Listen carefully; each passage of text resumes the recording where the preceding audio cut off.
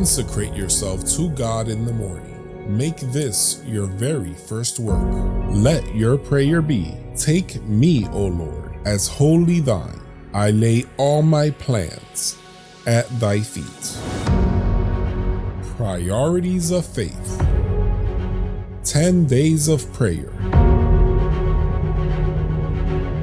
Today, on day 10, Pastor Anthony Ponterio with the theme, Be Rich in What Matters, Be More Analog. Hello and welcome. You've made it through our 10 days of prayer, and we hope that you've been blessed throughout this experience. So today's lesson on day 10 is Be Rich in What Matters, Be More Analog. Our verse today is from Hebrews chapter 10, verses 24 and 25. Let us consider one another in order to stir up love and good works, not forsaking the assembling of ourselves together, as is the manner of some, but exhorting one another, and so much the more as you can see the day approaching. Suppose I were to show you a wooden box that I made. You may think, well, this is a nice box. I can put things in it, or I can use it as a step stool to reach for something high that I might not be able to reach. However, I look at the box quite differently. I see the plans for the dimensions to make the box, the type of wood that I chose specifically for the box, the dovetail joints to put the box together, the sanding and the finish to bring out the grain of the wood. For me, the person who made the box, creating it, I see the box much more differently and have much more appreciation for the simple wooden box. This, in essence, is an example of how our relationship with God works. It needs to be hands-on in order to fully appreciate every aspect of it.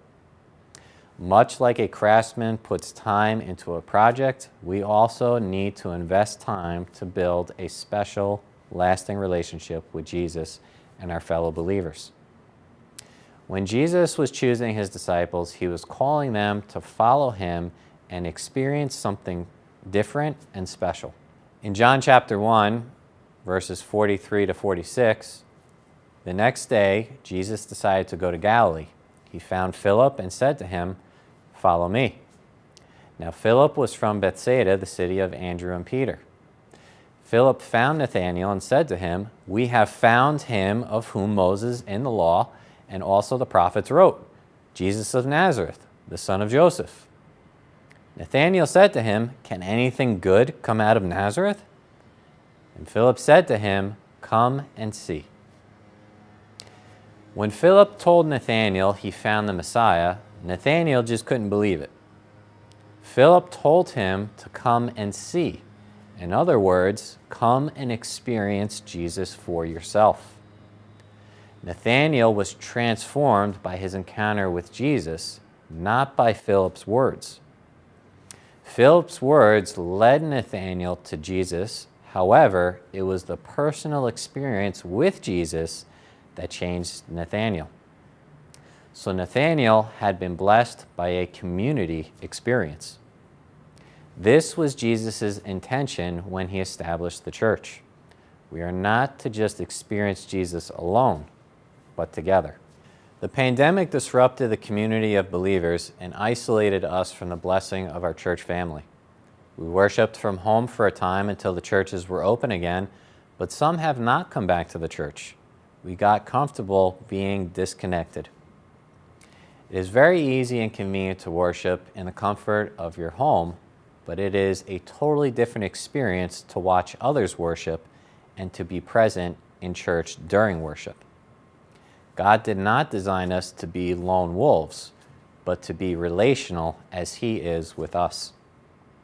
While media ministry has its reach and can bless others, it cannot replace the personal interactions that we have with each other on a daily basis. So what are ways that we can experience a more tangible faith? We can tell somebody about Jesus. In other words, we can share our testimony. We can use our God-given gifts to bless others. We can be a part of a community of believers. We can come and experience Jesus in worship at the church. We can spend time communicating with Jesus through fasting and prayer. The more time we spend with Jesus through worship, Bible study, prayer, and ministry, the more we will understand and appreciate him for who he is. The Bible tells us in Psalms 34, 4 through 8, I sought the Lord, and he answered me, and delivered me from all my fears. Those who look to him are radiant, and their faces shall never be ashamed. This poor man cried, and the Lord heard him, and saved him out of all of his troubles. The angel of the Lord encamps around those who fear him, and delivers them. O taste and see that the Lord is good. Blessed is the man who takes refuge in him. Now, if you notice, all of these blessings come when we take action in our relationship with him. So moving forward, let's take a more hands-on approach in our walk with Jesus. Let's experience him together and continue to encourage and help one another on this journey together. So this will conclude our 10 days of prayer. I want to thank you so much for being a part of this 10 days of prayer. I hope that you all have been blessed in one way or another, and we look forward to doing this again in the future and hope that you will join us. So may God be with you and bless you this year, and remember, you are not alone.